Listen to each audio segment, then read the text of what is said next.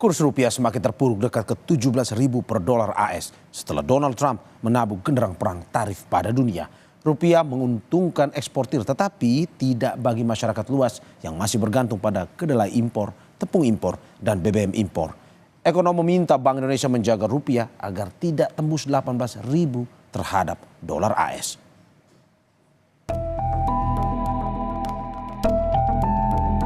Kurs rupiah terhadap dolar Amerika Serikat semakin melemah setelah Presiden Amerika Serikat Donald Trump menggetok tarif barang impor asal Indonesia sebesar 32%.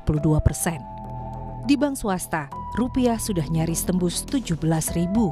Rinciannya, kurs jual BCA 16.950 dan OCBC NISP bahkan sudah 16.993. Tidak jauh berbeda. Rupiah di perbankan BUMN juga bernasib sama. Di Bank Mandiri 16.700, tetapi ini kurs 27 Maret atau sebelum tutup libur Lebaran.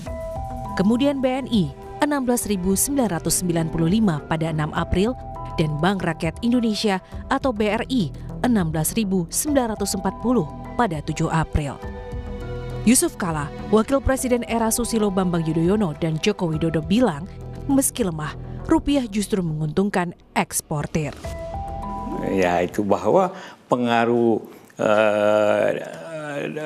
mata uang dolar kurs itu ya mungkin sampai 17 saja. Tapi sekali lagi saya nilai tukar yang melemah itu ada positifnya, ada negatifnya. Negatifnya tentu bagi importir, kita membeli barang itu akan lebih mahal dari luar.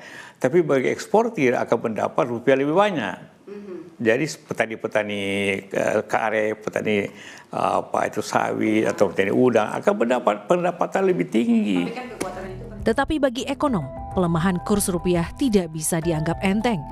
Pemerintah disarankan menghitung ulang dana program makan bergizi gratis dan Danantara. Sebagai negara yang masih sangat bergantung pada dolar, dampak kurs rupiah menjadi sangat serius bagi daya beli masyarakat yang kini juga sedang terpuruk. Dampak yang pertama yang paling jelas adalah melemahnya kurs rupiah. Sudah jelas ya. Jadi channel financial market jauh lebih cepat bereaksi ketimbang channel dari real market atau real sektor ya. Jadi kalau memang benar-benar 306T itu tadi yang dipotong dari APBN bisa membackup kasus Trump ini, membackup industri kita, tidak terjadi layoff besar-besaran, memitigasi risikonya, saya rasa itu lebih cantik ketimbang kan mengucurkan dana 306 triliun untuk Danantara dan makan bergizi gratis yang menurut saya adalah pemborosan yang sangat dahsyat. Merespons gejolak yang terjadi di pasar rupiah, Bank Indonesia melakukan 3 jenis intervensi. Rinciannya, masuk lewat transaksi spot, masuk di pasar DNDF alias derivatif, dan terakhir membeli surat berharga negara atau surat utang negara di pasar sekunder. Ekonom bilang, Bank Indonesia harus mencegah rupiah lepas ke 18.000 dan merekomendasikan langkah stres test sebagai langkah antisipasi jika ekonomi memburuk. Tapi stress test ini menjadi hal yang penting dilakukan untuk mengukur seberapa kuat fundamental ekonomi Indonesia dan seberapa besar dampak sistemik yang ditimbulkan ke sektor keuangan. Kemudian yang paling penting lagi adalah melihat dari intervensi moneter yang dilakukan Bank Indonesia untuk menstabilkan nilai tukar rupiah. Ini penting, tapi dengan cadangan devisa 154 miliar dolar, artinya cadangan devisa relatif ample untuk melakukan intervensi yang lebih dalam lagi. Sehingga cadangan devisa mungkin akan menurun dalam beberapa saat ke depan, tapi rupiah bisa dijaga setidaknya tidak melebihi level psikologis 18.000 per dolar Amerika Serikat.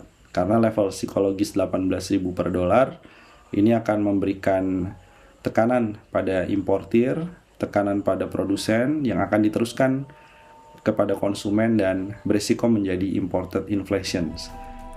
Pelemahan rupiah memang menguntungkan eksportir, tetapi kemerosotan rupiah bisa berdampak pada harga kedelai yang melambung, bahan makanan dari tepung-tepungan lebih mahal, dan ingat, Indonesia masih sebagai net importir bahan bakar minyak alias BBM. Diah Megasari Anjaya, Tim Liputan Kompas TV, Jakarta.